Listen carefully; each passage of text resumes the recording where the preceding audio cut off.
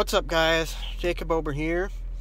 The Green Bay Packers tonight lose by a final score of 24-17 in a game in which I think they had to win. Not an elimination game, but a game that makes it incredibly tough to even consider making the playoffs. The Packers fall to 4-6-1 with the loss, and it was an ugly loss. I mean, it was the same kind of thing we've seen from this team for the past 5 or 6 weeks or so. They're so close. The Packers are so close every darn time. Every single game, they're so close to beating these teams, and they just can't. They just can't. They can't close it out. And today, the turning point in today's game, or tonight's game, was Mike McCarthy's awful decision to run run it with Aaron Jones right up the middle in a single eye formation on a 4th and inches in in Packers territory. The Packers got stopped short. Of course they did, because that's the most predictable play call you could ever come up with. I mean, that swung the game, and that probably ended the Packers season. Right there, right then, with that call, the Packers season ended, and Mike McCarthy lost his job. Mike McCarthy will not be back next year unless the Packers win the Super Bowl.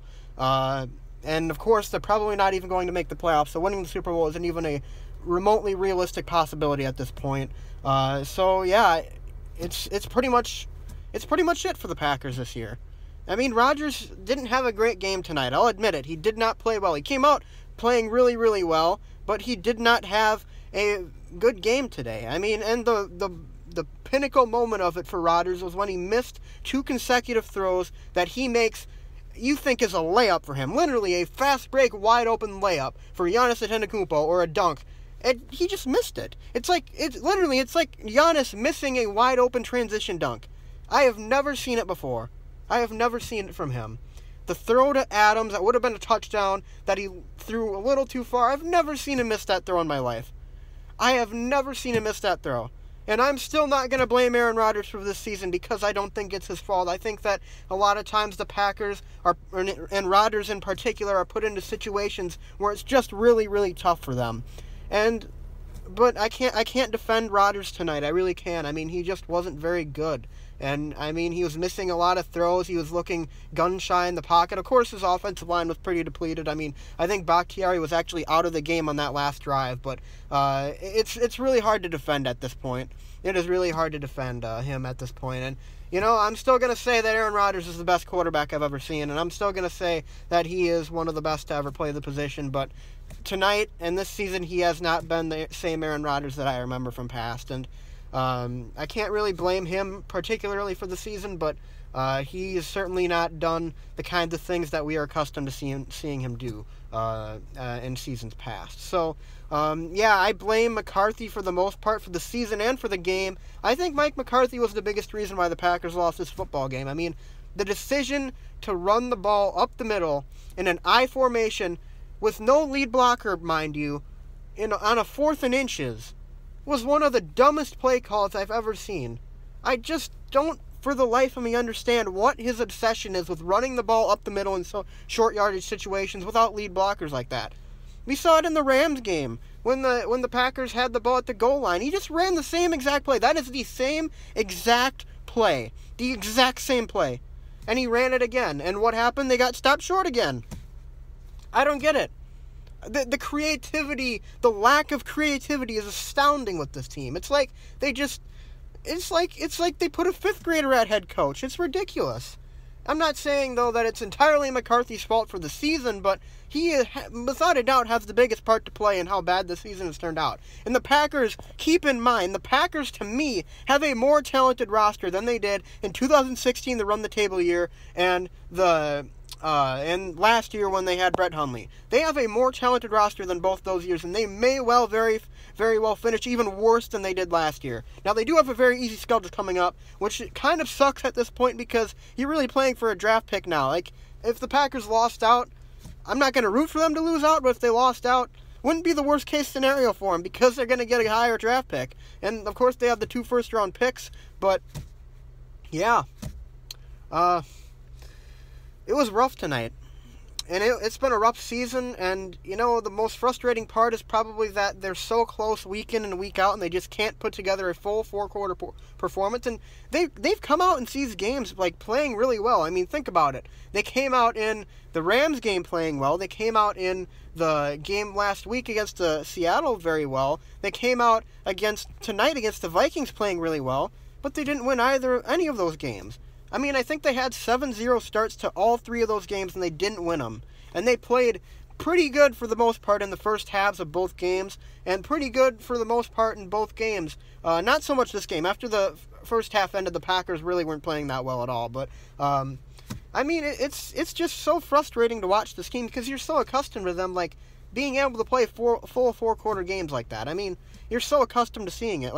We have been spoiled with guys like Aaron Rodgers on our team and the ability to have success year in and year out. And to have 2 consecutive seasons where you don't make the playoffs in potentially the prime of Aaron Rodgers' career. Now, I think he's starting to get more on the downturn of his career, but still, Aaron Rodgers is still a great quarterback. And the fact that they're doing as bad as they are with him at quarterback, it's just astounding. It's disappointing. It's disheartening. It sucks. It really does. Now, there's a little part of me that has some hope for the future. Obviously, I think the season is over for the Packers. I think that this year is over for Green Bay. I don't think they're going to go anywhere this year. But the good part is that they have draft picks. They have draft picks. They have a lot of selections next year, 2 first-rounders next year. They have a lot of budding young talent on the defense. And offensively, they have Aaron Jones, and they have the 2 rookie receivers, Equanimeous and Valdez-Scantling. I mean, they've got something to build off of, and that's good. They have something to build off of. That's the important thing.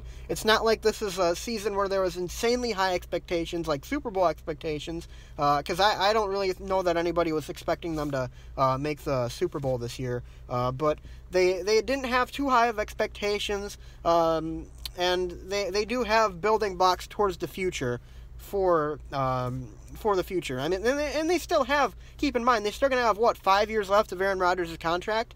What they need to do is they need to bring in a head coach who understands modern football, who understands how to utilize Aaron Rodgers and put him in situations that allow him to succeed. And they need to recreate this offense to fit its strong suits. Because right now, to me, it's clear that the offense isn't responding to the things that McCarthy is saying or telling them to do. Aaron Rodgers is clearly frustrated. The rookies are out of sync. The entire offense is out of sync. They just don't know how to consistently play on offense for a full 4 quarters.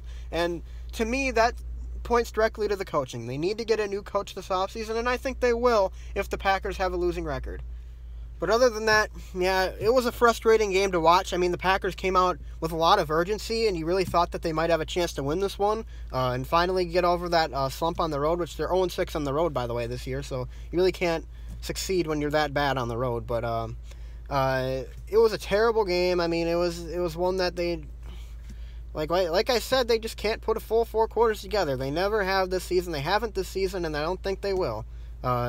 So they got Arizona next week. I'll have my reactions to that one afterwards, of course. And I'm not sure if I'm going to do a highlights and analysis for this one. I mean, it's just too painful to watch for me as a fan. Watch this team just completely fall apart. I might end up doing one when I've settled down a little bit. But this loss stings. It's pretty much the end of the season for Green Bay unless they win out and have a lot of things go their way. But yeah, that's pretty much it for Green Bay, and it's kind of disappointing. So at least there are building blocks for the future, and at least Mike McCarthy is 99% sure to get Cam this offseason. So anyways, guys, still, thanks for watching. Thanks for sticking with me through this season, through all these tough times. And, we still got some more games to react to this season. We still got 5 more, I believe, left to do. So I'm sure you guys will be looking forward to that. And I can't wait to see how the Packers finish this season out. And maybe they can build a little momentum into next season. Or maybe there's an off chance that they make the playoffs and if God pulls out a miracle or whatever. But anyways, until next time, guys, thanks for watching. And I'll see you guys next time. And as always, go Pack, go.